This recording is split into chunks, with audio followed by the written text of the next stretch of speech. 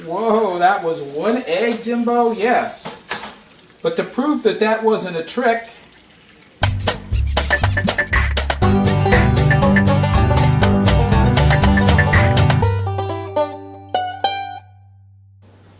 good morning.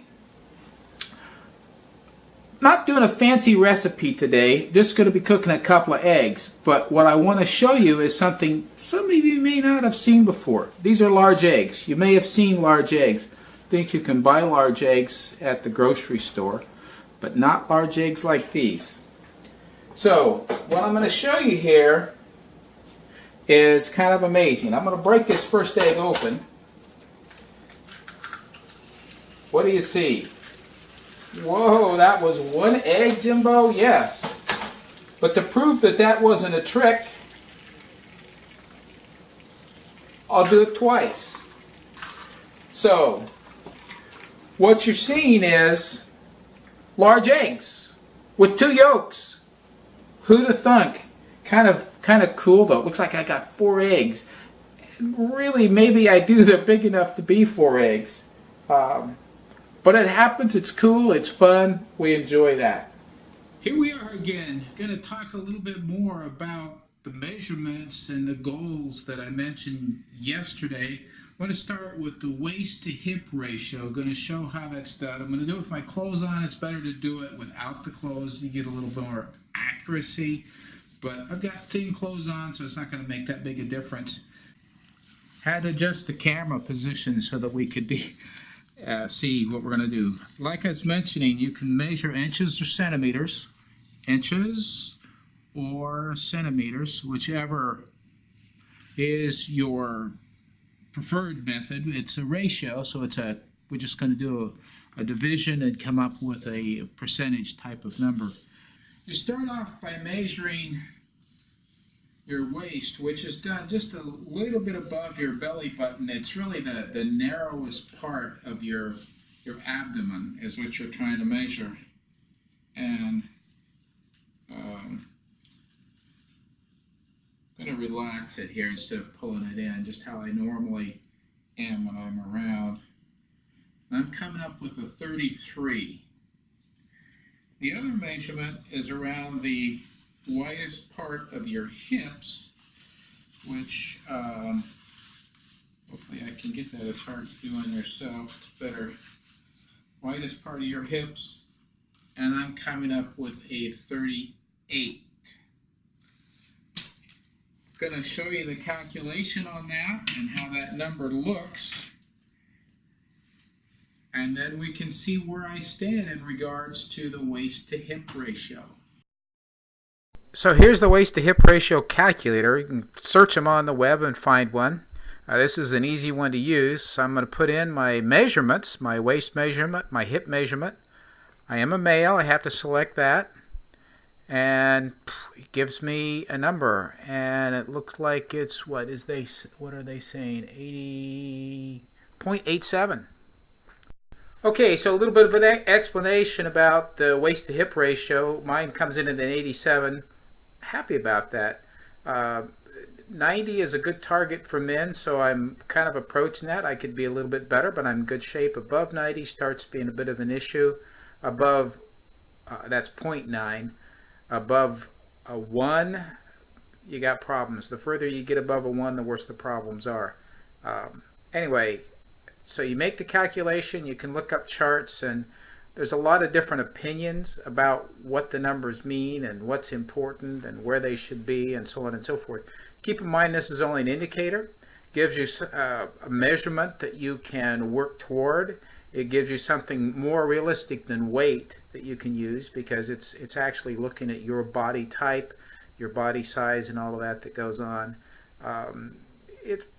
Many think that it's better than BMI. The only thing more accurate is if you go in and you get a body scan, and a few $100 to get that. So not something you're going to do every month or so. Going to do my VO2 test. Got my stopwatch ready to go. Also have the ability to measure the distance because I want to go exactly a mile. I'm going to measure my heart rate just manually when I get down. My sensor battery went dead. What can I say? Those things happen. But there's always an alternative. So what this amounts to, I'm going to walk as fast as I can for a mile. I'm going to measure my heart rate and how long it took me to do it. Based on my age and my weight, all those things go into the calculation, and you come up with a VO2 max estimation. They've worked at it. These are mathematicians and medical folks, and they understand all the factors, and they've measured lots and compared it, and the numbers they stick in there to make it work.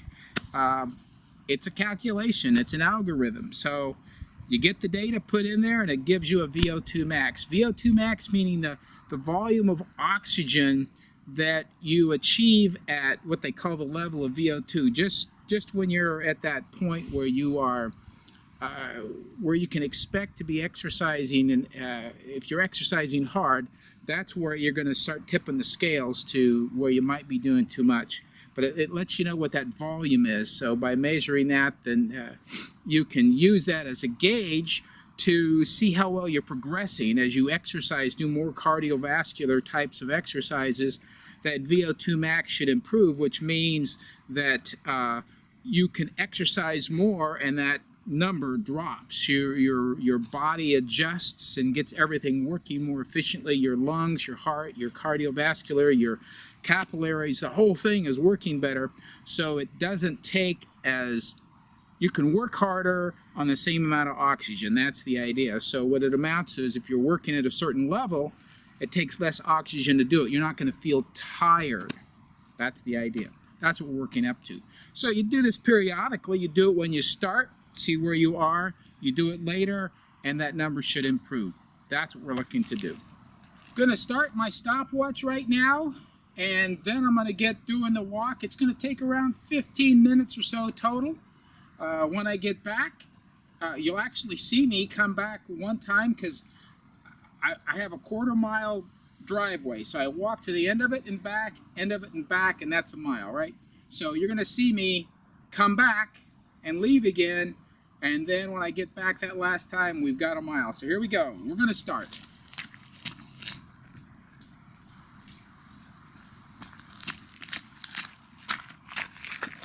One more time.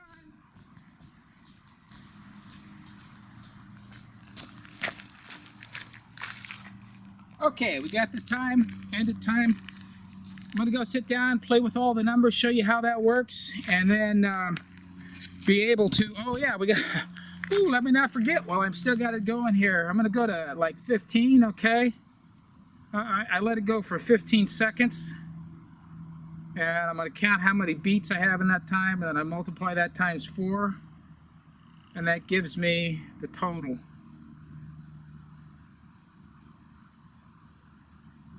Okay, 23, so 4 times 23, 92. So heart rate 92 after walking a mile, as briskly as I could.